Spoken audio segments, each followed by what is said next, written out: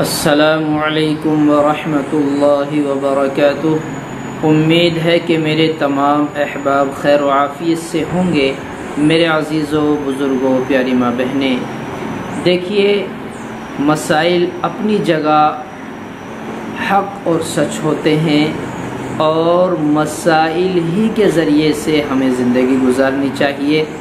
بعض حضرات بہت ساری غلطیوں کے ساتھ ساتھ ایسی غلطی بھی کر چکے ہوتے ہیں کہ وہ خواہ مخواہ بلا وجہ گناہ میں ملوث رہتے ہیں، لیکن یہ سب کیوں ہوتا ہے؟ یہ انجانے میں ہوتا ہے۔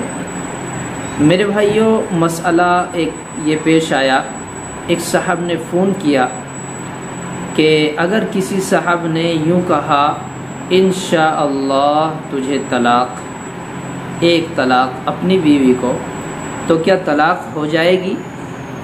میں نے کہا اس کے جواب میں کہ اگر وہ یوں کہتا ہے انشاءاللہ تجھے ایک طلاق، تو طلاق نہیں ہوگی۔ کیوں نہیں ہوگی؟ اس لیے کہ یہ اللہ کی مشیت پر موقوف ہے۔ اس نے، اردو کے الفاظ میں کہوں، اس نے یہ کہا کہ اگر اللہ نے چاہا تجھے طلاق ہے تو طلاق کیوں نہیں ہوئی؟ کہ اللہ چاہتا ہی نہیں ہے۔ اللہ نہیں چاہتا کہ آپس میں میرے بندے اختلاف کے ساتھ رہیں، آپس میں میرے بندوں کے درمیان بگاڑ پیدا ہو جائے۔ اللہ تو چاہتا ہے کہ پیار محبت سے رہیں، تو اللہ نے تو نہیں چاہا، تو جب اللہ نے نہیں چاہا تو طلاق بھی نہیں ہوئی۔ اسی طرح دوسرا مسئلہ سنیے، اگر کوئی بندہ یوں کہے کہ تجھے طلاق انشاءاللہ، یہ بات کا لفظ ہے اور یہ ملا ہوا لفظ ہو، تو بھی طلاق نہیں ہوگی۔ اگر کسی بندے نے کہا انشاءاللہ تجھے طلاق، انشاءاللہ تجھے طلاق، انشاءاللہ تجھے طلاق 3 بار، تو بھی طلاق نہیں ہوگی۔ ہاں، ایک مسئلہ اس سے تھوڑا ہٹ کر ہے جدا۔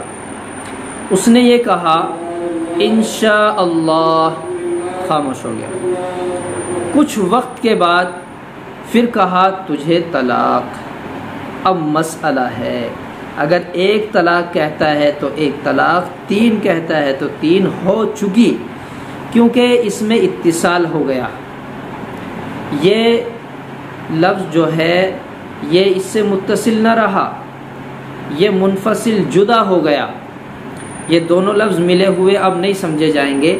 انشاءاللہ الگ رہا اور طلاق الگ رہا، ملا ہوا ہوتا تو نہیں تھی۔ اسی طرح انشاءاللہ کہا اس نے اور ایک طلاق کا لفظ کچھ دیر کے بعد کہا، تو بھی طلاق واقع ہو جاتی ہے۔ بہرحال اگر متصل لفظ ہے ملا ہوا اور یہ کہتا ہے انشاءاللہ تجھے طلاق، تو طلاق نہیں ہوگی۔ مسئلہ یہ ہے اس وقت، تو اس کو ذہن میں رکھنا چاہیے۔ مسائل بڑے پیچیدہ اور باریک ہوتے ہیں، اپنے علماء سے معلوم کرتے رہا کریں۔